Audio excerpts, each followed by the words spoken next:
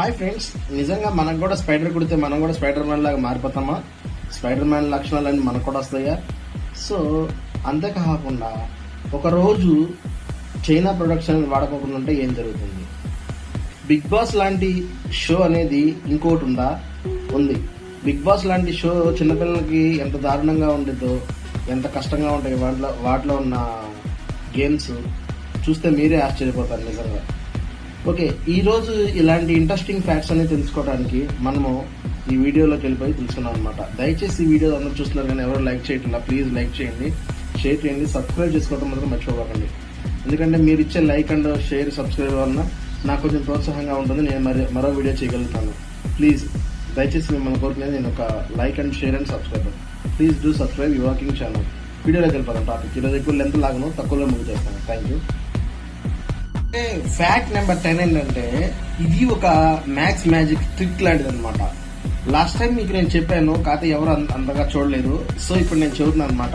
ఈ maths magic trick ఏంటన్నది చూడండి. సో ఫస్ట్ మీ మనసులో ఒక నెంబర్ అనుకోండి, దాన్ని 3తో మల్టిప్లై చేయండి. చేశారా? ఇప్పుడు ఆ వచ్చిన ఆన్సర్ కు 6ని యాడ్ చేయండి. ఇప్పుడు మీకు ఒక నెంబర్ వచ్చింది కదా, మీరు ఫస్ట్ లో ఏ నెంబర్ అయితే అనుకున్నారో ఆ నెంబర్ ను వచ్చిన ఆన్సర్ల నుంచి తీసేయండి. ఇప్పుడు మీకు ఫైనల్ ఆన్సర్ అనేది వచ్చింది కదా. మీకు వచ్చిన ఆన్సర్ ఏంటో నాకు తెలుసు, కానీ ఈ ఆన్సర్ అనేది నేను ఇప్పుడు చెప్పను, చివర్లో చూద్దాం, 100% చూద్దాం. Fact number 9, A year without made in China. బహుశా ఈ వీడియో చూసే ప్రతి ఒక్కళ్ళు కూడా మీరు వాడే ఏదో ఒక వస్తువు మీద ఈ పేరు అనేది చూసుంటారు. అయితే ఈ ప్రోడక్ట్స్ అనేవి ఎంతో చీప్ కాస్ట్ కి అవైలబుల్ గా ఉండి మన లైఫ్ ని మరింత సింపుల్ గా మార్చేస్తున్నాయి అన్నమాట. కోర్స్ ఆ వాడే వాటిని చాలా విచిత్రంగా ఉండటం చూసి చాలా మందికి మేడ్ ఇన్ చైనా అంటే చాలా చిన్న చులకన భావంతో చూస్తుంటాం అన్నమాట. అయితే ఈ మేడ్ ఇన్ చైనా ప్రోడక్ట్స్ ను అస్సలు మనం యూజ్ చేయకపోతే మన లైఫ్ లో ఎలా ఉంటుంది అన్నది మీలో ఎవరైనా ఆలోచించారా? అయితే ఈ ఫ్యాక్ట్ లో ఒకవేళ made in China product use చేయకుండా ఉంటే ఎలా ఉంటుంది అన్నది ఒక ఫ్యామిలీ చేసి చూపించారన్నమాట. 2015లో ఇప్పుడు నేను మీకు చూపిస్తున్న అమ్మాయి పేరు మిస్ సారా. ఈ మిస్ సారా ఏం చేసిందంటే, ఒక 1 year వరకు మేడ్ ఇన్ చైనా ప్రొడక్ట్స్ ఏవి వాడుకోకుండా అంటే ఉందన్నమాట. వచ్చిన నష్టాలేంటి, లాభాలేంటి, ఫలితాలేంటి అన్నవి అన్ని కూడా ఒక బుక్ గా ప్రిపేర్ చేసి ఏ ఇయర్ మేడ్ ఇన్ చైనా అనే బుక్ అనేది రిలీజ్ చేసింది అనమాట. సో మీలో ఎవరికైనా ఇంట్రెస్టింగ్ తెలుసుకోవాలనుకుంటే కనుక ఆ బుక్ ని విజిట్ చేయండి. ఎవరైనా సరే ఆ బుక్ ని విజిట్ చేయండి, మీకు అన్ని క్లారిటీలు వచ్చేస్తాయి. ఫ్యాక్ట్ నెంబర్ 8, ఇది అందరికీ నచ్చేది అనమాట. ఉద్యోగం అంటే జీతం ఇస్తూ ఎటువంటి పని లేకుండా ఒక ఉద్యోగం ఉంటే చాలా బాగుంటుంది కదా, అలా అనుకుని చాలా మంది అనుకుంటారు. సో ఇది కూడా మీకు ఇంట్రెస్టింగ్ ఉంటుంది. ఫ్యాక్ట్ నెంబర్ 8 కూడా ఎగ్జాక్ట్ గా ఇలాగే ఉద్యోగానికి వెళ్ళకోకుండా ఇంట్లో కూర్చున్న జీతాన్ని సంపాదిస్తున్న ఒక వ్యక్తి గురించి మనం దీనిలో మాట్లాడుకున్నాం. సాల్వటోర్ స్టూమెస్ అనే ఈ వ్యక్తి సుమారు 15 సంవత్సరాల పాటు ఉద్యోగం చేస్తూ జాబ్కి వెళ్ళకోకుండానే డబ్బు సంపాదిస్తూనే ఉన్నాడనమాట. ఈ 15 సంవత్సరాల్లో ఈ వ్యక్తి $650,000 తీసుకుంటూ ఉన్నాడనమాట. అయితే నిజానికి ఈ వ్యక్తి యొక్క డ్యూటీ ఏంటంటే, ఇటలీలో ఒక చిన్న పట్టణం ఉందన్నమాట. దీన్ని ఇతను ఒక లూప్ హోల్ లా తీసుకుని 15 సంవత్సరాలు జీతం తీసుకుంటూ పనికి వెళ్ళకోకుండా వర్క్ చేశాడనమాట. 2015లో దర్యాప్తు అధికారులు తన యొక్క అటెండెన్స్ మరియు తన టెలిఫోన్ కాల్ లిస్టు చూసిన తర్వాత తనతో పనిచేసే వారిని కొంతమందిని కనుక్కుని తన యొక్క స్కామ్ మొత్తం బయటపెట్టారన్నమాట. కానీ 15 సంవత్సరాల్లో అతను మాత్రం సుమారు €5,38,000 సంపాదించాడన్నమాట. అంటే సుమారు $650,000 సంపాదించేశాడన్నమాట. ఫ్యాక్ట్ నెంబర్ 7, ప్రస్తుతం మనం తీసుకున్న ఫాస్ట్ ఫుడ్ లో కావచ్చు, ఇంట్లో ఫుడ్ లో కావచ్చు, టొమాటో సాస్ అనేది మనం యూజ్ చేయకపోతే కొంత టేస్ట్ అనేది మిస్ అయిపోతుంది అనమాట. అంతలా మనం ఈ టొమాటోస్ సాస్ నుంచి మరియు సూప్ దాకా ప్రతి ఒక్క దానిలో కూడా టొమాటోస్ అనేది ఉపయోగిస్తాం అనమాట. అండ్ మన ఇండియన్ ప్రతి ఒక్క కిచెన్ లో కూడా ఇది ఒక one of the major ingredient గా మిగిలిపోయింది అనమాట. అలాంటిది ఈ టొమాటోస్ ని ఒకప్పుడు పాయిజనస్ వెజిటబుల్ గా భావించారంటే మీరు ఎవరైనా నమ్ముతారా? 19వ శతాబ్దంలో యూరోపియన్స్ చాలా మంది ఈ టొమాటోస్ ని తినటం మానేశారు. ఇది ఒక పాయిజన్ గా భావించేవాళ్ళు బాబు. దీంతో వీటికి వాళ్ళు ఏంటంటే పాయిజనస్ టొమాటోస్ గా పరిగణించేవాళ్ళు అనమాట. తర్వాత 1880లో ఈ పిజ్జా వాడేవాళ్ళు కానీ ఇంకా ఫాస్ట్ ఫుడ్ వాడేవాళ్ళు కానీ ఈ టొమాటో అనేది చాలా ప్రసిద్ధి చెందిందనమాట. అంటే అప్పటి నుంచి ఇంకా బాగా డెవలప్ అయింది. అంటే ఈ 1880లో అలా చివరికి సాలాడ్స్ నుంచి శాండ్విచ్ వరకు ప్రతి ఒక్క దానిలో టొమాటో అనేది యాడ్ చేయడం మొదలెట్టారనమాట. Fact number 6, కిడ్నేషన్. దీనిని మనము చైల్డ్ లేబర్ లాస్ట్ కు అగ్నిస్ట్ గా ఉండే ఒక షోగా కూడా గుర్తించవచ్చు. ఇక ఈ షో యొక్క విషయానికి వస్తే మనందరం కూడా చిన్నపిల్లలుగా ఉన్నప్పుడు పేరెంట్స్ లేకోకుండా కొన్ని రోజులు ఇంట్లో ఉంటే ఎలా ఉంటుంది, చిన్నప్పుడు పేరెంట్స్ లేకోకుండా ఇంట్లో ఉంటే ఎలా ఉంటుంది అన్న విధానానికి బట్టి ఈ షోని రూపొందించారనమాట. ఎగ్జాక్ట్ గా ఇలా ఒక విధంగా చేస్తే ఈ షో ఎలా ఉంటుంది అన్నది వాళ్ళు దీన్ని తీసుకొచ్చారనమాట వెలుగులోకి. ఈ షో అనేది 2007లో స్టార్ట్ అయింది. ఈ షోలోకి కావాల్సింది ఎలాంటి వాళ్ళంటే 8 నుంచి 15 years ఏజ్ ఉన్న వాళ్ళని సెలక్షన్ చేసుకునే వాళ్ళు అన్నమాట. మెక్సికోలో ఐసోలేటెడ్ ప్లేస్ లో ఉంచి వీళ్ళందరినీ వాళ్ళ పనులు వాళ్ళే చేసుకునేలాగా ఒక టాస్క్ అనేది చాలా చాలా కష్టమైన టాస్క్లు అనేవి ఇచ్చేవాళ్ళు అనమాట వీళ్ళకి. ఈ టాస్క్లన్నీ కూడా చిన్నపిల్లలను శారీరకంగా చాలా కష్టపడి శ్రమించేలాగా ఉంటాయన్నమాట.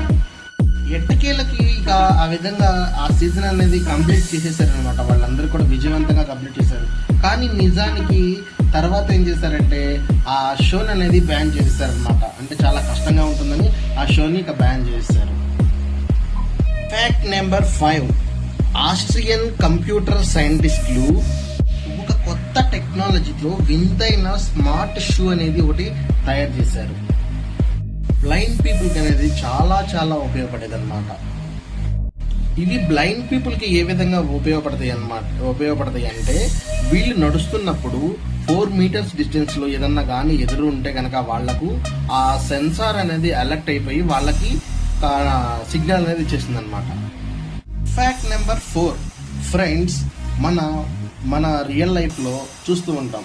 ఎవరైనా ఒక క్రిమినల్ అనేది పోలీసుల నుంచి తప్పించుకోవాలనుకుంటే, ఒక క్రిమినల్ అనేది పోలీసు నుంచి తప్పించుకొని పారిపోతూ కూడా ఒక ట్రాఫిక్ లో ఉన్న కార్ ఎక్కి అదే కార్లో వెళ్ళిపోతుంటే కనుక ఈ కార్లో ఉన్న వ్యక్తిని పోలీసులకు పట్టుకోవడం చాలా కష్టం అవుతుంది. ఎందుకంటే ఎటువంటి ఇబ్బంది అనేది కలగకూడదు కాబట్టి. సో ఇదే విధంగా ఇటువంటి కష్టం లేకపోకుండా ఈ ట్రాఫిక్ లో ఉన్న వ్యక్తిని ఎవరైనా ఐడెంటిఫై చేయడానికి చాలా కష్టం అవుతుంది కాబట్టి జపాన్ లో కొత్త టెక్నిక్ ఏం చేస్తారంటే, ఒకవేళ ఇన్కేస్ అలా కార్లో వెళ్తున్నప్పుడు ఈ పోలీసులు ఏం చేస్తారంటే కలర్ బల్బ్స్ అనేది ఆ కార్ ని షూట్ చేస్తారు అనమాట. అంటే ఈ విధంగా ఈ పటంలో చూపిస్తున్న విధంగా మొత్తం కలర్ అవుతుంది కాబట్టి ఈ విధంగా షూట్ చేస్తారు. సో ఈ పెయింటింగ్ బాల్స్ షూట్ చేయడం వలన ఆ కార్ నిండా పెయింటింగ్ అవడం వలన ఆ క్రిమినల్ అనేది ఎక్కడ ఉంటాడో అన్నది వీళ్ళు తొందరగా ఐడెంటిఫై చేస్తారు. సో ఈ ఐడియా మీకు ఎలా అనిపించిందో కింద కామెంట్ చేయండి, మర్చిపోబాకండి. ఫ్యాక్ట్ నెంబర్ 3, మీ అందరికి ఇంట్రెస్ట్ అయిన టాపిక్ అనమాట. స్పైడర్ మ్యాన్ గురించి మీ అందరికీ ఆల్రెడీ తెలిసే ఉంటుంది. తన జిమ్నాస్టిక్స్, తను ఏ విధంగా గాల్లో దూకుతాడు, ఎలా వస్తాడో అందరికీ తెలిసిందే కదా. సో ఫ్రెండ్స్, నేను చెప్పేది ఏంటంటే నిజంగా స్పైడర్ కుడితే మనం కూడా స్పైడర్ మ్యాన్ లా మారిపోతామా అన్న విషయం నేను మీకు ఎక్స్ప్లెయిన్ చేస్తున్నా. మన ముందు ఇండియాలో కాబట్టి మనకి అంత విషపూరితమైన స్పైడర్స్ అనేది వీళ్ళు ఇవ్వనమాట.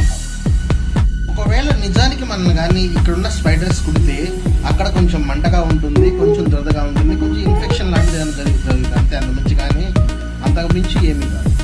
కానీ నిజానికి బ్రెజిల్లో ఉన్న స్పైడర్స్ కానీ కుడితే అది మనిషికి చాలా ప్రమాదకరం అనమాట.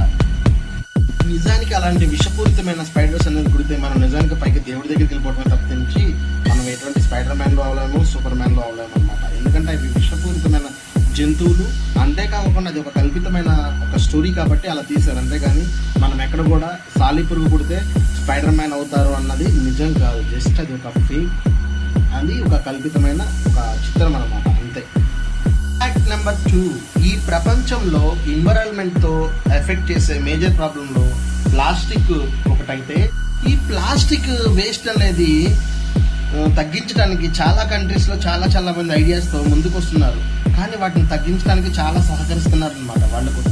నిజానికి జపాన్ కమిటీ ఏం చేసిందంటే ఈ ప్లాస్టిక్ని ఉపయోగించి అది ఒక రోడ్డు లాగా తయారు చేయడానికి దాంట్లో కొన్ని కెమికల్ని ఉపయోగించి ఒక రోడ్ లాగా, అంటే ఇది ఎప్పుడైనా ఉంచు ఎప్పుడైనా తీసేయచ్చు అనమాట ఈ రోడ్డుని. అలా ఒక రోడ్ లా తయారు చేయడానికి వీళ్ళు ఉపయోగించారు అనమాట దాన్ని, ప్లాస్టిక్ని. మంచి ఐడియా కదా, బాగుంది కదా, నాకు నచ్చింది. మీకు నచ్చిందని ఒకసారి చెప్పండి నాకు. ఈ రోడ్స్ కూడా అన్ని కండిషన్స్ తట్టుకునేటట్టుగా చాలా స్ట్రాంగ్ గా ఉంటాయని వాళ్ళు చెప్పారనమాట.